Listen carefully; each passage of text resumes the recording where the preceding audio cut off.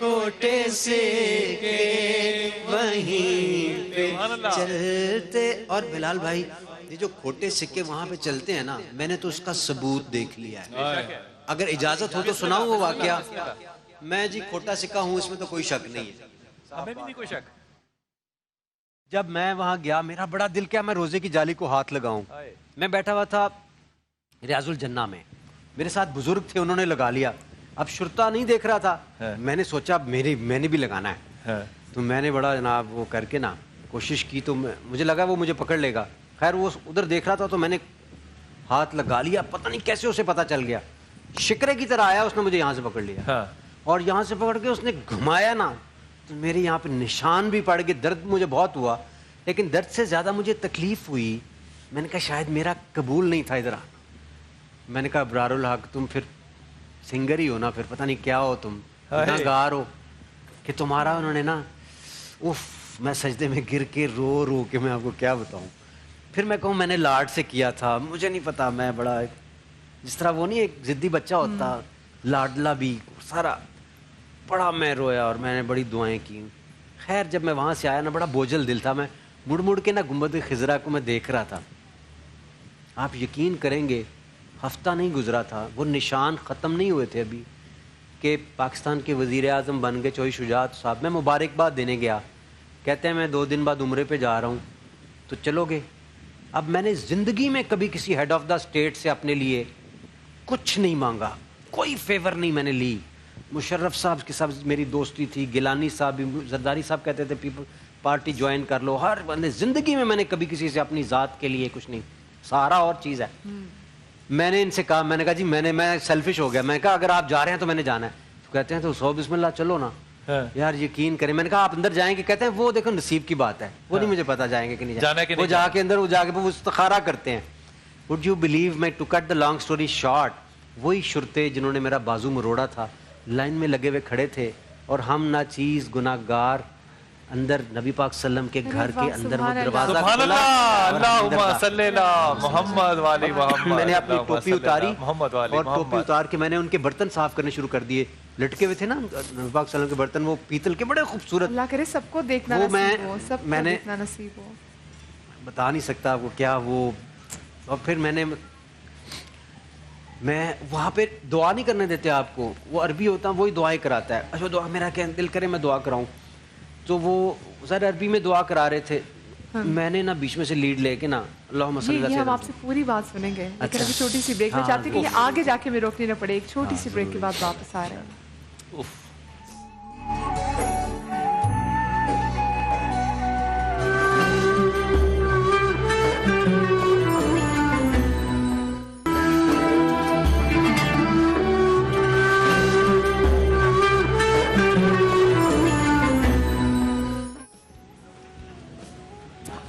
رمضان کریم break کے بعد ایک بار پھر سے خوش آمدید. اور بریک پر جانے سے پہلے ابرار ہمارے ساتھ جو بات شیئر کر رہے تھے ایکسپیرینس ابرار نے کیا ہے اور رونگٹے ہمارے کھڑے ہو رہے تھے کہ وہ اتنی خوبصورت بات ابرار نے کی. واقعی ایک ٹائم پہ ایسا انسان کو لگتا ہے کہ شاید بڑے گناہگار اس لیے اور آپ کو بلا لیا اندر اور آپ پھر اندر روزے میں گئے. آپ سوچیں ذرا، اللہم صلی اللہ سیدنا محمد و علیہ وسلم. جن لوگوں نے ابھی جوائن کیا، ہم بات یہ کر رہے تھے کہ کھوٹے سکے مدینہ شریف میں چل جاتے ہیں. ہمارے لوگ، ہمارے جیسے گناہ گار لوگ بھی وہاں ایکسیپٹ ہو جاتے ہیں.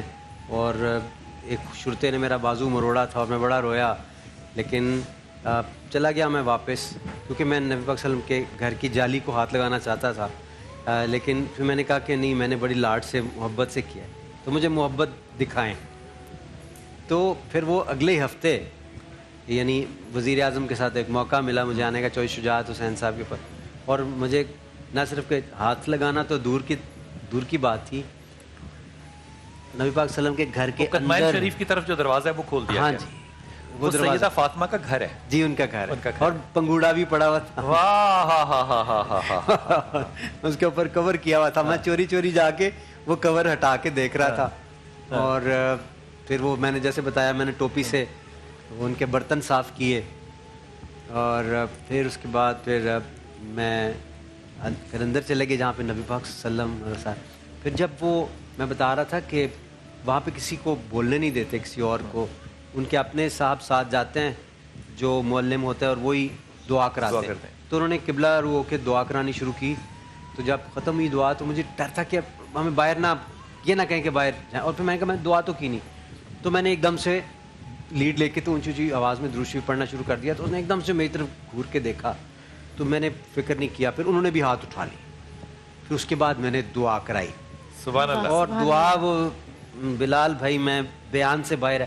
وہ دعا شاید میرے سے زندگی میں دوبارہ کبھی نہ ہو. اللہ کرے موقع ملے مجھے وہاں جانے کا اور وہ ہو. مگر پتہ نہیں وہ کیا کیا امت مسلمہ مطلب ایسی ایسی دعائیں جو پہلے کبھی ذہن میں نہیں آئیں پاکستان کے لیے. اور پھر جتنے لوگ وہاں تھے وزیر اعظم اچھا ایوری بڈی واز کرائنگ نا. کوئی بھی نہیں تھا جس کی آنکھ جو ہے اس میں نم نہ ہو. نام نہ ہو. اور وہ ہی فیل آن دا گراؤنڈ. ہائے شجاع صاحب اب مجھے ابھی لگتا ہے کبھی کبھار کہ وہ بڑے چلاک تھے. وہ اس لیے گرے تھے کہ میں زمین کو ہاتھ لگا لوں. ہائے ہائے ہائے ہائے. اچھا اور میں نے بھی نا میں بھی کم چلاک نہیں تھا. میں ان کو اٹھانے کے چکر میں گر گیا. واہ واہ واہ. اور میں گر گیا اور زمین پہ میں نے کہا زمین کو تو ویسے یہ لوگ کہیں گے کہ کیا کر رہے ہیں. تو ہم گر گئے اور پھر ہم نے وہاں اور ان کو اٹھانے کے چکر میں کتنی دیر پڑے رہے. اور وہ اٹھ نہیں رہے تھے اور ہم ان کو اٹھا نہیں رہے تھے اور کہہ یہ رہے تھے کہ اٹھ جائیں. اور پھر دیکھا دیکھی ایک دو اور لوگ وہاں بیٹھ گئے. سو یہ نبی پاک صلی اللہ علیہ وسلم کے گھر یعنی جب ہم وہاں جا رہے تھے پہلے تو بہت سارے لوگ وزراء وغیرہ ساتھ ان کے آگے. جب ہم ہوٹل سے نکلے نا تو بہت سارے لوگ آگے تو میں پیچھے رہ گیا. میں نے کہا لو بھائی ادھر رہ گیا پھر تو پیچھے. کچھ نہیں بات صرف اتنی ہے. کیا اپنی اوقات صرف اتنی ہے. کچھ نہیں بات صرف اتنی ہے. اپنی اوقات صرف اتنی ہے. کچھ نہیں بات صرف اتنی ہے کہ کل بھی ٹکڑوں پہ ان کے پلتے تھے. کل بھی ٹکڑوں پہ ان کے پلتے تھے. اب بھی ٹکڑوں پہ ان کے پلتے ہیں. کل بھی ٹکڑوں پہ ان کے پلتے تھے. اب بھی ٹکڑوں پہ ان کے پلتے ہیں. آؤ بازار مصطفیٰ کو چلے